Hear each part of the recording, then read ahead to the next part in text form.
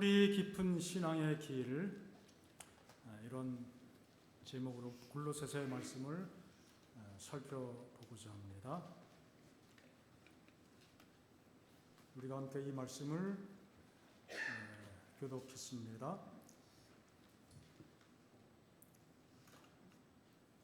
우리의 신앙이 예수님 안에서 뿌리 받고 세움을 입어서 교훈 받은 대로 믿음에 굳게 서라. 그렇게 될 때 바울이 하나님을 향한 감사의 마음이 그 속에서 넘치게 될 것이라고 그렇게 표현하고 있습니다.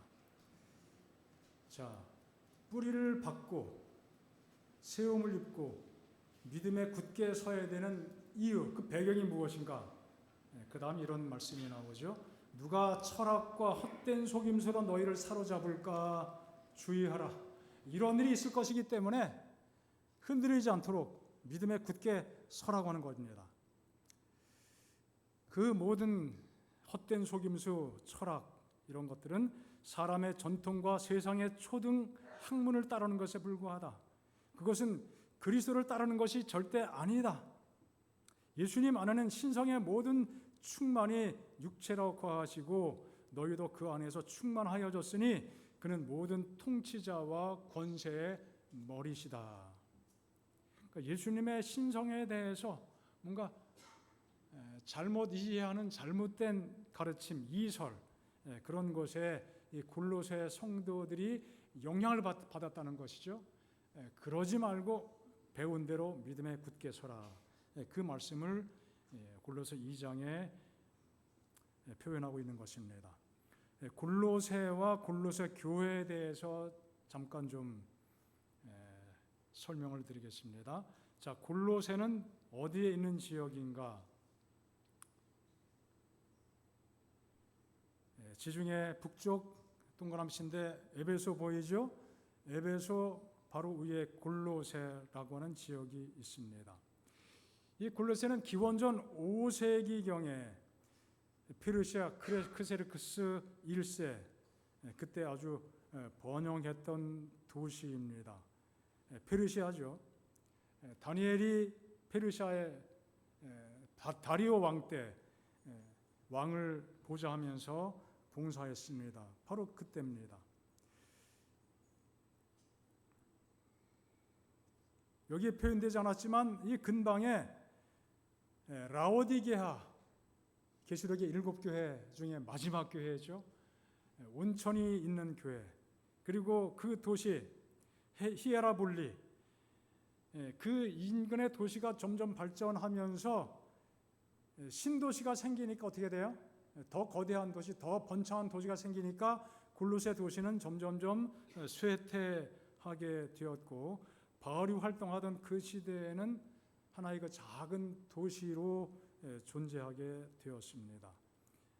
티베리우스 그리고 네로 황제 당시에 있었던 거대한 지진으로 완전히 폐허가 되고 현재는 그저 성터만 남아 있을 정도입니다. 골로새 팻말이 붙어 있는데 그 옆에 약간 언덕에 올라가면은 이런 빈 터전으로 지금도 남아 있습니다. 죄송합니다. 자꾸 이렇게 에러가 나네요.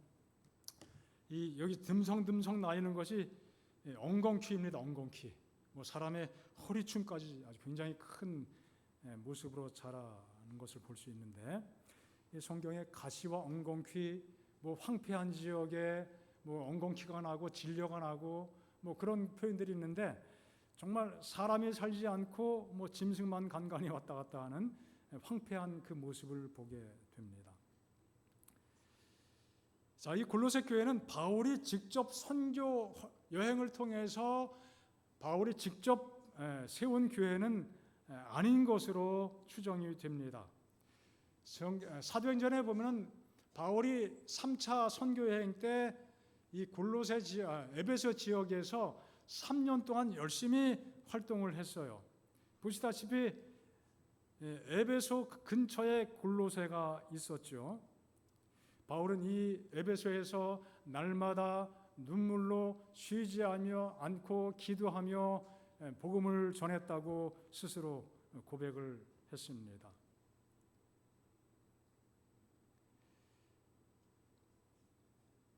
사도행전 19장에 보면은 이 에베소 선교 활동이 얼마나 뜨거웠고 특별했는지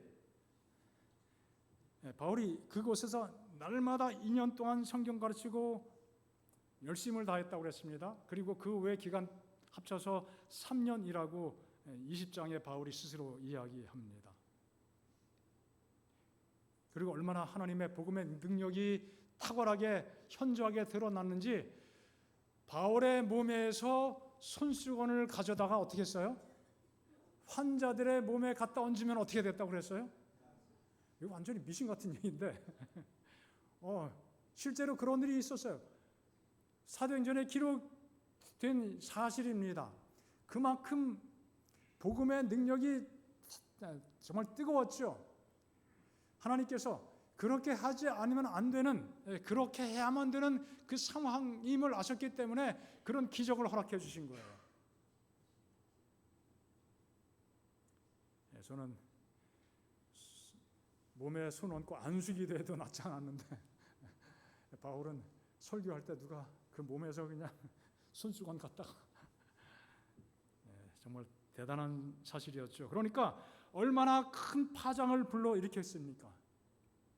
요즘처럼 뭐 대서특필하고 뭐 TV에 뉴스에 나오고 그렇게 되진 않았지만 그 소문이 삽시간에 퍼지면서 우리가 지금 누구 믿어야 된다? 하나님 믿어야 돼. 예수님 믿어야 돼. 교회 가야 돼. 그런 분위기가 온 지역에 퍼져나가게 된 것이죠. 사도행전 19장에 보면은 아시아에 있는 사람들은 유대인과 헬라인 막론하고 다 주의 말씀을 들었다. 그렇게 표현했습니다. 그 놀라운 기적이 있었으니까 그 외에도 뭐 다른 기적이 있었죠. 그래서 그런 뜨거운 복음 전도의 열기 속에서 인근 지역 골로새에 자연히 복음이 전파됐죠. 들은 사람들이 가서 믿음을 지키고 산 것입니다. 특별히 에바브라,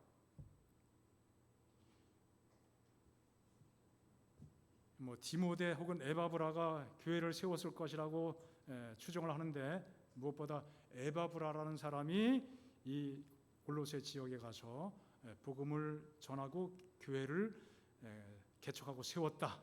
그것이 이제 우리 기독교 내의 한 정설로 자리 잡고 있습니다.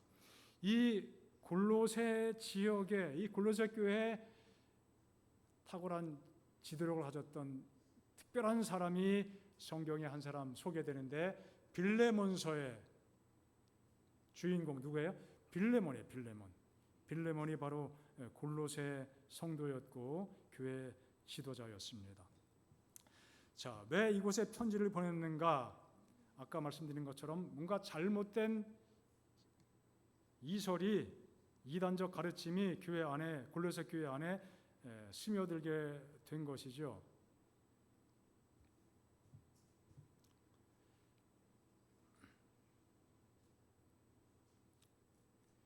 그래서 바울은 감옥에 있는 상황에서 이 골로새 교회에게 편지를 보낸 것입니다. 잘못된 가르침, 거짓 교사들, 거짓 선지자들이 활동할 때 그 잘못된 생각과 사상이 이 기독교의 구원의 복음에 대해서 오해하게 만들고 그 본질을 바꿔버리고 변질시키는 그러한 일이 발생되는 것을 듣고 그래서 바울은 간절한 마음으로 그들에게 편지를 보내게 되었습니다. 이로써 우리도 듣던 날부터 너희를 위하여 기도하기를 그치지 아니하고 구하노니 너희로 하여금 모든 신령한 지혜와 총명에 하나님의 뜻을 아는 것으로 채우게 하시고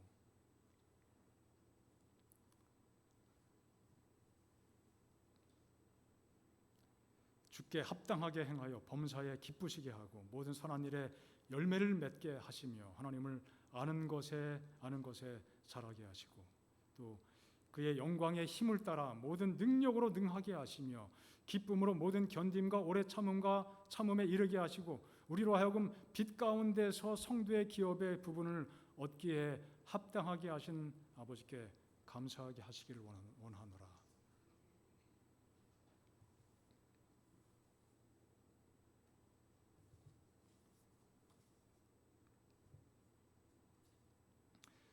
자, 이 두 가지 측면의 거짓된 가르침이 있음을 골로새서의 사도행전의 내용 또 골로새서의 내용을 통해서 확인해 볼 수 있습니다. 첫 번째는 헬라 철학적인 요소입니다. 지혜와 지식이라는 표현이 나오죠. 그들이 나름대로 자기 지혜를 따라 살아갔습니다. 그리고 자기 지식을 강조합니다. 하나님의 지식과는 거리가 먼 잘못된 지식입니다.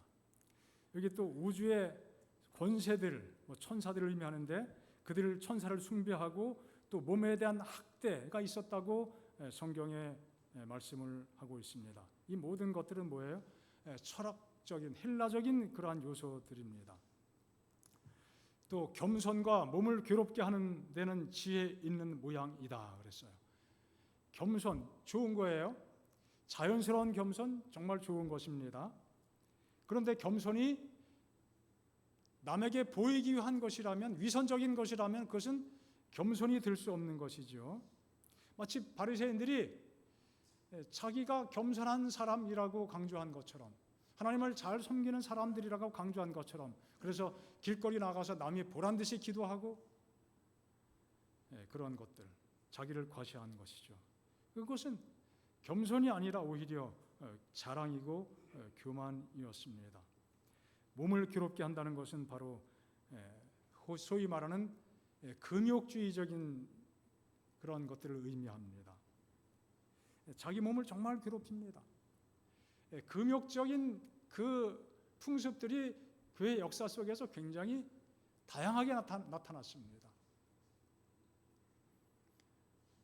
제가 시내산에 올라갔던 그 경험을 말씀드리면서 그 산 꼭대기에 천막 치고 개인 수도원이라고 해서 기도하며 사는, 기도한다는 건 참 좋죠. 그런데 꼭 그런 극단적인 상황 속에서 기도해야 하나님이 응답하시나? 또 교회 기독교 역사 속에 보면은 금욕에 대한 그 모습은 아주 다양하게 나타납니다. 정말 놀라운 일들이 있습니다. 이것은 이 모든 것들은 성경적이라기보다는 잘못된 헬라 철학적 사상, 몸을 괴롭히면서, 몸은 죄악된 것이기 때문에, 영혼만 거룩하고 깨끗한 것이기 때문에 몸을 계속 괴롭혀야 된다, 그런 내용들이 가미가 된 것이죠. 중세 수도원에서도 그러한 일들이 있었고, 자기가 자기를 때리면서 학대하면서 하나님 말씀을 연구하고 기도하는 그러한 일들도 흔하게 있었습니다. 이 모든 것들, 헛된 속임수, 헛된 철학입니다. 이런 것들이 너희를 사로잡을까 어떻게 하라? 조심하라. 사로잡는다는 걸 뭐예요? 기본적으로 전쟁에 나가서 포로를 잡아온다는 것이거든요. 이 잘못된 가르침이 사로잡는다는 것은 곧 누가 사로잡는 거예요? 마귀가 사로잡는 것이죠. 자, 오늘 우리 신앙 속에도 자칫하면은 금욕적인 성향이 우리의 삶을 크게 지배하고 영향을 미칠 수가 있습니다. 지나치게 부정적인 것, 그런 것에 주목하고 그런 태도를 갖는 것, 그렇게 좋은 태도가, 또 바람직한 태도가 될 수 없습니다. 행복하게 살고 또 웃으며 살고 또 긍정적으로 사는 것, 그런 것을 왠지 모르게 거부하는 마음의 성향을 가질 수도 있는 것이죠. 어떤 경우들은 한 개인의 기질과 성향, 성격에 관계된 것으로 이해할 수 있는 영역들이 있지만 또 지나친 것들도 꽤 있습니다.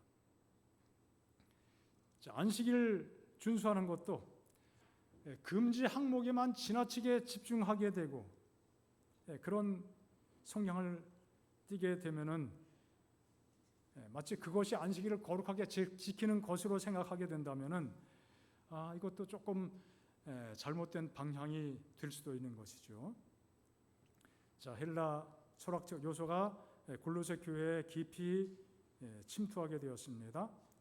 자, 그리고 유대주의적인 요소, 유대적인 신앙의 또 관습들이 교회 안에 많이 남아 있음을 골로새서에서 살펴볼 수 있습니다. 여전히 할 일을 강조합니다. 또 레위기서에 나온 대로 희생 제물을 음식을 먹는 것에 대해서 여러 가지 규정들을 준수하려고 하고 또 구약에서 지켰던 절기들과 또 절기 안식일 그런 것들요.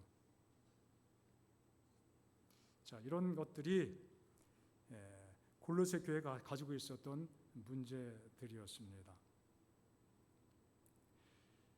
자, 이 거짓된 가르침의 위험성이 무엇인가? 이 모든 잘못된 열성의 밑바탕은 누굴 숭배하는 것이라고요? 자기를 숭배하는 것에 불과하다. 자, 이런 것들은 자의적 숭배, 또 겸손, 몸을 괴롭히게 하는데 이런 데는 지혜가 있는 것처럼 보이지만 육체에 따르는 것을 금하는 데는 조금도 유익이 없다. 실제로 신앙적으로 유익되지 않다 이것이죠. 자기의 비범한 특별한 아주 탁월한 행위나 의지, 어떤 열정, 그것이 신앙의 본질인 것처럼 오도될 수 있다는 것이죠. 이런 것들은 결코 신앙적으로 유익하지 못하다는 것입니다. 자, 예수님께서 금식하신 다음에 마귀가 와서 그에게 몇 가지 시험을 했죠.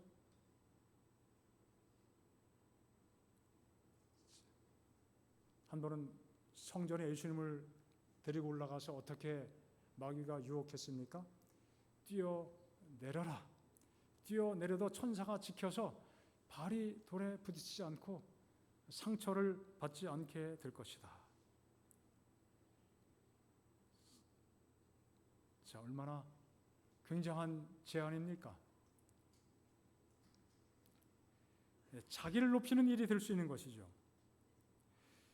뭔가 특별한 업적을 남깁니다. 그것이 사람들에게 얼마나 주목을 받게 될 것입니까? 우리 모두는 다 그런 유혹이 있어요. 내가 열심히 신앙하고 뭔가 특별하게 헌신하고 그런 것들이 사람들에게 주목을 끌고 그렇게 되기를 원할 수 있는 것이죠. 이 모든 것들은 다 자의적인 숭배에 불과하다는 사실을 기억해야 될 것입니다. 설교자는 유혹에서 자유로울까요? 정말 설교하면서 30수년의 세월을 지났지만 설교는 여전히 부담스러운 일이라고 늘 마음속에 생각이 됩니다. 여러 시간 생각하고 또 정리하고 또 이런저런 또 내용들도 살펴봐야 되고요. 뭔가 내가 설교할 때 일단은 제 자신이 설교 준비한 내용에 대해서 이 정도는 돼야겠다. 그런 생각이 늘 있게 되죠. 내가 이해되고 논리적으로 내가 수긍할 수 있어야 되고 적어도 이런 내용이 좀 전달되면 좋겠다. 자, 최선을 다해야 되는 것은 분명한 사실이지만 이 말씀을 전하는 그 일을 통해서 어떤 영혼이 거듭나게 되고 하나님을 확신하게 되고 영생의 기쁨을 누리게 되고 뭔가 새로운 삶을 경험하게 되고 생명이 살아나게 되는 그러한 일이 일어나기를 바라는 간절한 마음이 있지만 그보다 앞서서 어떤 인간적인 마음이 앞설 수 있어요? 오늘 이 설교가 듣는 사람들의 마음에 감동을 줘야 되는데 감동 주지 못하면 어떻게 하지? 그런 압박감, 그런 의무감이 앞설 수도 있죠. 그래서 설교자도 유혹에서 자유롭지 못합니다. 어떤 분들은 정말 그 설교의 전달력이 탁월하고 내용도 깊고 또 청중을 휘어잡는 언변도 탁월합니다. 그래서 대중적인 설교에 능하신 분들이 있습니다.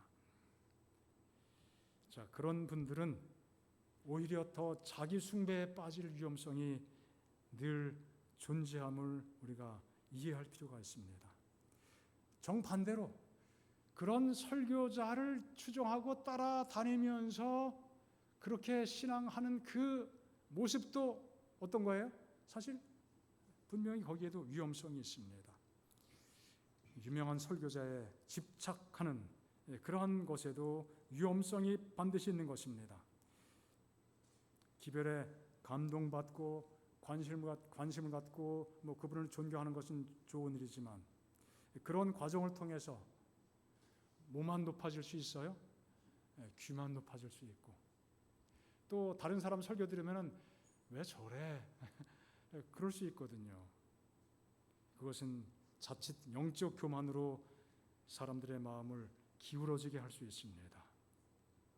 자, 이 모든 거짓된 자기를 숭배하게 하는 많은 신앙적인 그 요소들이 우리의 삶에도 여전히 존재함을 우리가 기억하는 것은 중요한 일이 될 것입니다.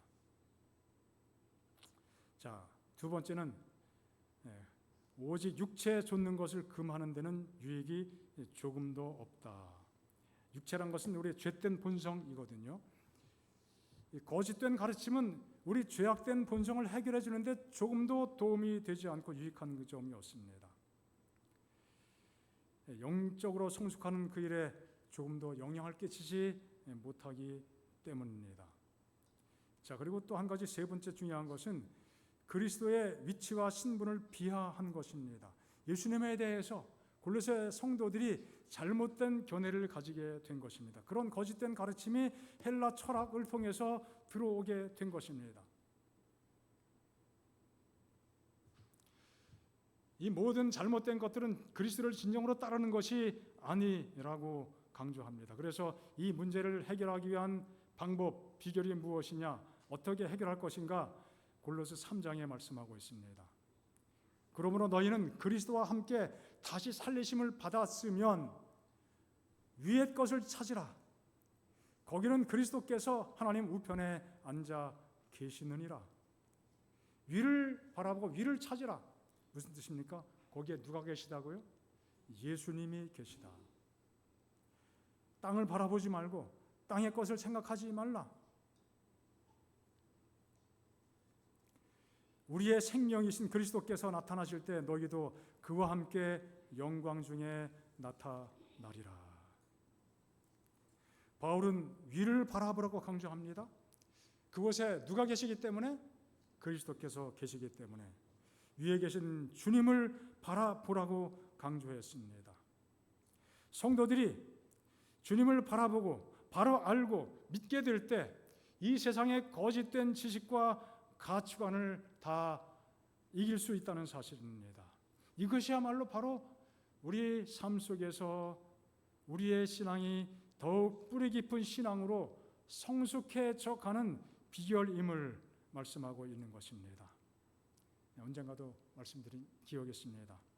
인간, 사람이라는 그 단어는 헬라말로 어떤 뜻을 가지고 있다고요? 위를 바라보는 존재예요. 위를 바라볼 수 있는 구조를 가지고 하나님은 사람을 만드셨습니다. 짐승들은 기본적으로 어디를 바라보고 살아요? 땅을 바라보고 삽니다. 땅을 바라보고 사는데 사람은 자유롭게 늘 위를 바라봅니다. 짐승들도 바라볼 수 있겠죠. 그러나 좀 불편할 것 같아요. 고개를 한참 들어야 되니까. 우리 사람들은 자연스럽게 하늘을 바라보고 살 수 있습니다. 이것이 짐승과 차별화된 육체적인 구조이죠. 짐승 중에 가끔이라도 위를 바라보는 짐승이 있습니다. 뭐예요? 닭이 물을 마실 때 물을 찍은 다음에 어떻게 해요? 이렇게 해야 넘어가잖아요. 그때라도 바라보는 것, 좋은 일인 것 같습니다. 자, 우리는 언제든지 하늘을 바라보고 주님을 찾는 사람이 되겠습니다. 골로새는 그래서 예수님을 강조합니다. 하늘에 계신 예수님, 우리의 삶 모든 영역 속에서 예수님을 바라봐야 헛된 가르침과 철학에 빠져들지 않고 올바른 믿음에서 깊이 뿌리 내리고 성숙할 수 있다. 그러니 언제든지 위를 바라보라, 주님을 바라보라, 그렇게 강조합니다. 골로새서는 우리 예수님을 어떤 분으로 묘사하는가 여러 가지 모습을 우리에게 설명합니다. 속량을 이루신 분, 우리의 죄를 다 용서하신 분, 또 보이지 않는 하나님의 형상, 모든 피조물보다 먼저 나신 분, 그건 만물의 창조주임을 강조하는 표현입니다. 또 교회의 무엇이다? 머리이시다. 죽은 자들 가운데 먼저 나심으로 만물의 으뜸이 되신 분이시다. 또 모든 일에 충만하신 분이다. 하나님의 비밀 신비다. 이런 여러 가지 것들로 표현들로 예수님을 강조하고 있지요. 우리의 죄를 용서하시는 분이십니다. 얼마나 귀한 분입니까? 그분은 하나님의 형상이십니다. 보이지 않는 하나님, 그분의 그 모습을 사람들에게 실제로 보여주신 분이에요. 그래서 예수님을 보고 따라가면은 틀림없습니다. 신앙이 건전하고 깊어집니다. 교회의 머리가 되십니다. 그분의 생각을 따르도록 그분의 생각을 잘 이해하고 읽어낼 수 있어야겠습니다. 하나님의 말씀 속에서.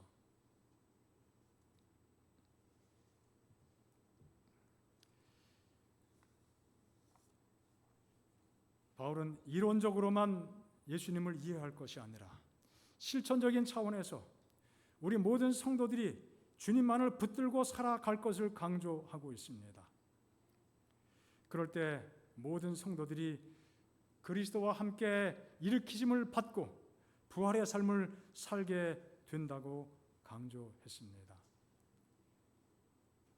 함께 일으키심을 받고 부활의 진정한 경험을 통해서 예수님과 함께 하나님의 보좌 우편에 앉아 있는 경험을 하게 된다고 강조했습니다. 하나님의 보좌 우편에 장차 앉게 될 것을 말씀하신 것이 아니라 바로 지금 현재 우리가 그분의 보좌 앞에 보좌에 예수님과 함께 앉아 있다고 강조했습니다. 얼마나 영광스러운 경험입니까? 주님과 함께 하나님의 보좌 우편에 앉아 있는 상황입니다.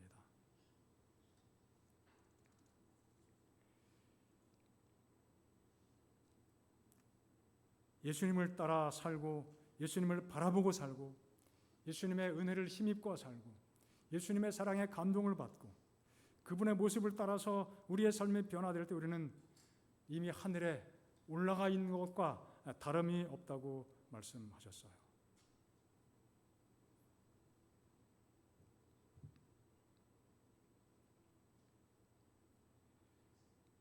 사도행전에 이렇게 말씀하고 있습니다.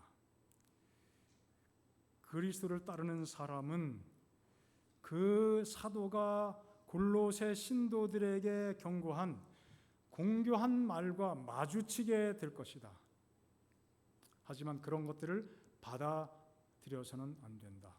사도의 음성은 성경의 영원한 진리를 분명히 확언하는 말로 인정되어야 한다. 그의 눈을 그리스도에게 어떻게 하라? 고정시키면서 밝혀주신 길로 꾸준히 전진하고 그분의 가르치심과 일치하지 않는 모든 관념들을 버려야 한다. 하나님의 진리가 명상과 묵상의 주제가 되어야 한다. 그는 성경을 자신에게 직접적으로 말씀하신 하나님의 음성으로 간주하여야 한다. 이렇게 하면 그는 신적인 지혜를 발견하게 될 것이다. 성경을 자신에게 직접적으로 말씀하신 하나님의 음성으로 간주하면서 성경을 읽고 묵상하라고 말씀하고 있습니다. 그리스도 안에 나타난 하나님에 대한 지식은 모든 구원을 얻는 사람들이 반드시 가져야 할 지식이다.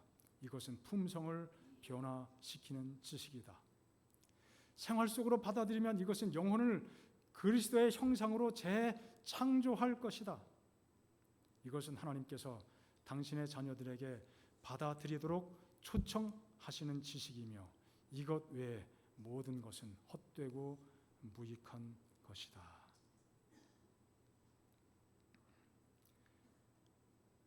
우리는 오늘을 살아가면서 이전에 골로새 교인들이 가지고 있었던 것과 유사한 어떤 도전을 받고 살아갑니다.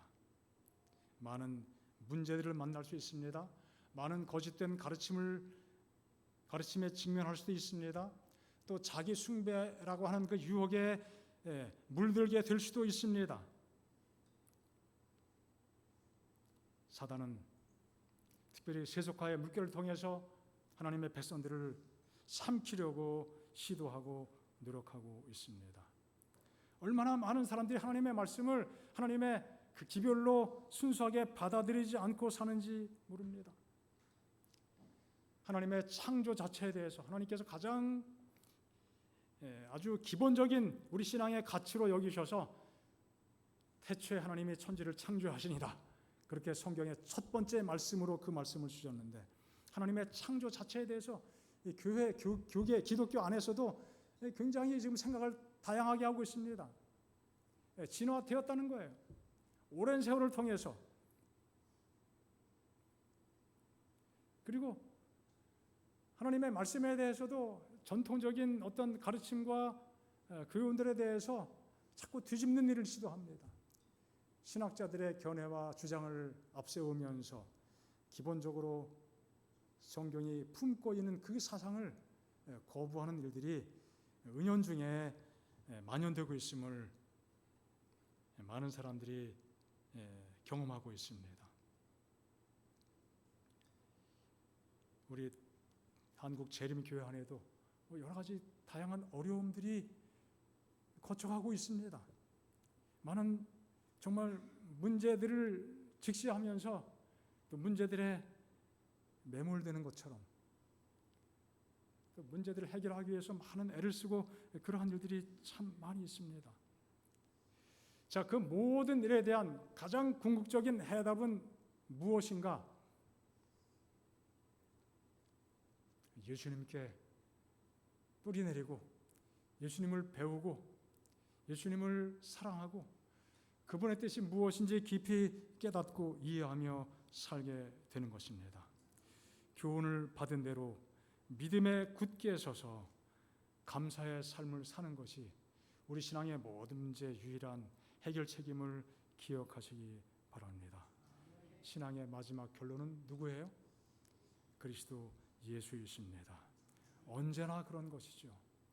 우리 마음속에 어떤 생각이 밀려올 때, 부정적 생각이 밀려올 때 먼저 예수님을 바라보시기 바랍니다.